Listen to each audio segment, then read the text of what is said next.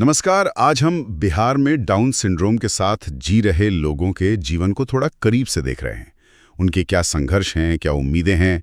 हमारे पास सैयद जाफर इमाम का मैं मीडिया में छपा एक लेख है और हाल ही में आमिर खान की फिल्म सितारे ज़मीन पर ने भी इस तरफ ध्यान खींचा है। तो आइए इसी लेख के जरिए समझने की कोशिश करते हैं। तो सबसे पहले एकदम बेसिक बात, ये डाउन सिंड्रोम आखिर है क्या चीज़? जी, डाउन सिंड्रोम एक जेनेटिक कंडीशन है।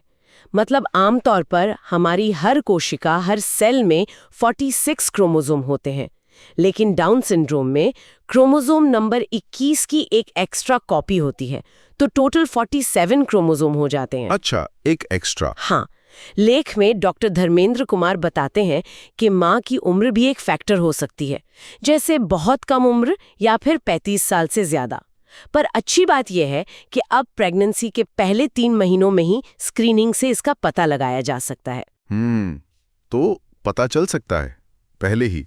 और जिन बच्चों को ये होता है उन्हें किस तरह की मतलब क्या मुश्किलें आती हैं? हाँ, देखिए लेख में डॉक्टर उमाशंकर सिन्हा बताते हैं कि बच्चों का जो माइलस्टोन्स होते हैं ना, उनमें देरी होती है।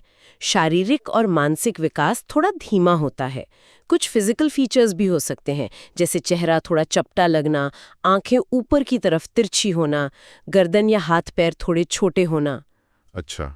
और क्योंकि आईक्यू लेवल औसत से कम होता है, तो सीखने, समझने, बोलने में भी दिक्कतें आ सकती हैं। कुछ बच्चों को चलने फिरने में भी परेशानी होती है। मतलब कई तरह की चुनौतियां हैं। जी, और स्वास्थ्य समस्याएं भी हो सकती हैं, जैसे लेख में अथर्व सेठ का जिक्र है।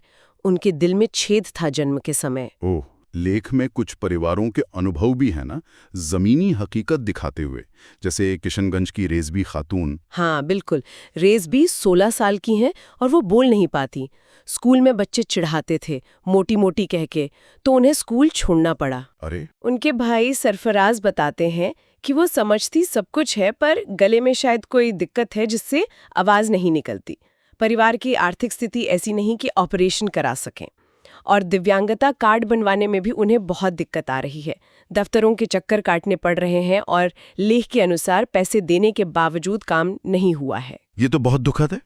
और एक और कहानी है शायद छोटू रजक की। हाँ, वो भी किशनगंज से ही हैं। 32 साल के हैं। उन्हें भी स्कूल में मारपीट का सामना करना पड़ा, जिसके बाद परिवार ने स्कूल भेजना बंद कर दिया। अब परिवार देखभाल करता है, लेकिन वो अपने रोजमर्रा के कामों के लिए दूसरों पर निर्भर हैं। ये कहानियां सुनकर लगता है कि सामाजिक भेदभाव और स्कूलों में वो माहौल न होना, ये बहुत बड़ी दिक्कतें हैं। बिल्कुल, और इसीलिए डॉक्टर धर्मेंद्र कुमार जोर देते हैं कि शुरुआती सालों में सही थेरेपी मिलना बहुत ज़रूरी है। Physiotherapy, speech therapy, special education. हाँ, जैसे अथर्व सेठ के माता पिता ने किया। उन्होंने 6 महीने की उम्र से ही फिजियोथेरेपी शुरू करवा दी थी। हाँ, और अथर्व की कहानी तो वाकई उम्मीद जगाती है। पटना के हैं, 10 साल के, जन्म के 1.5 महीने में दिल का ऑपरेशन हुआ। एक बड़े स्कूल ने एडमिशन देने से मना कर दिया, ये कहकर कि ये अलग है। सोचिए। लेकिन आज वही अथर्व स्पेशल ओलंपिक्स में बिहार को रिप्रेजेंट कर रहे हैं, नेशनल लेवल पर। जी, बोचे और बैडमिंटन में, और हाल ही में नेशनल बैडमिंटन में कांस्य पदक भी जीता है उन्होंने। कमाल है। हाँ, ये दिखाता है कि अगर सही सपोर्ट और मौके मिले तो ये बच्चे भी बहुत कुछ कर सकते हैं। हाँ। उनके माता पिता पल्लवी सोनी और सौरभ सोनी पढ़े लिखे हैं। उन्होंने ना सिर्फ जल्दी मेडिकल हेल्प दिलवाई, बल्कि जो समाज के ताने या अजीब व्यवहार होता है ना, जैसे पार्क में लोग घूरते थे, उन सब का सामना करते हुए अथर्व को हर जगह शामिल किया। ये बहुत जरूरी है। जी, पल्लवी जी का मानना है, और बिल्कुल सही मानती हैं, कि पेरेंट्स को पहले खुद स्वीकार करना होगा। बच्चे को शर्म से छुपाना नहीं है, बाहर लाना है। ये नजरिया बहुत अहम है। सही कहा।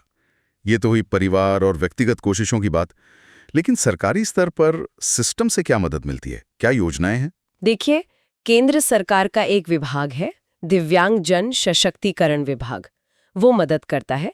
एक यूडीआईडी कार्ड बनता है, विशिष्ट विकलांगता आईडी। हाँ, यूडीआईडी कार्ड। उसके बनने पर नेशनल ट्रस्ट से रजिस्ट्रेशन होता है।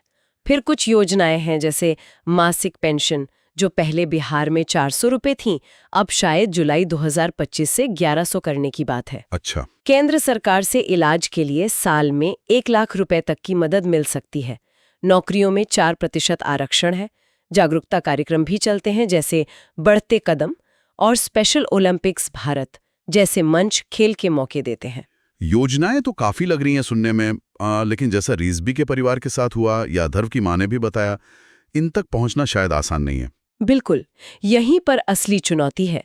अथर्व की माँ ने भी बिहार में अच्छे थेरेपिस्ट और स्पेशल एजुकेटर्स की कमी की बात कही है। योजनाओं के बारे में जानकारी ही नहीं होती लोगों को। हाँ, जागरूकता की कमी। और ही यूडीटी कार्ड बनवाने में भी काफी दिक्कतें आती हैं, जैसा उन्होंने बताया।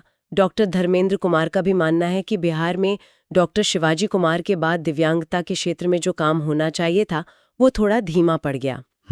तो संसाधन और जागरूकता दोनों की कमी जमीनी स्तर पर महसूस होती है। तो मतलब इस पूरी चर्चा से और इस लेख से जो बात निकल कर आ रही है वो ये है कि बिहार में डाउन सिंड्रोम वाले व्यक्तियों और उनके परिवारों के सामने कई मुश्किलें हैं। जी। समाज का रवैया, शिक्षा के मौके, सरकारी मदद तक पहुंच। जी। लेकिन दूसरी तरफ अथर्व जैसी कहानियां भी हैं जो दिखाती हैं कि अगर सही समय पर मदद मिले, परिवार का साथ हो, मौके मिले, तो वो भी बहुत कुछ हासिल कर सकते हैं। हाँ बिल्कुल, और यहीं पे ये सवाल अहम हो जाता है कि ये जो फासला है, अथर्व की सफलता जो शायद पढ़े लिखे पेरेंट्स और शुरुआती मदद से संभव हुई, और दूसरी तरफ रेज़बी और छोटू का संघर्ष जो सिस्टम की कमियों को दिखाता है, ये फासला कैसे भरेगा? नीतियां तो हैं, पर उनका असर जमीन पर क्यों नहीं दिख रहा सबके लिए? बिहार में डाउन सिंड्रोम के साथ एक सम्मानजनक जीवन जीना और आगे बढ़ना, ये अभी भी एक तरह का विशेषाधिकार क्यों लगता है? सबका अधिकार क्यों नहीं बन पाया है? ये सोचने वाली बात है।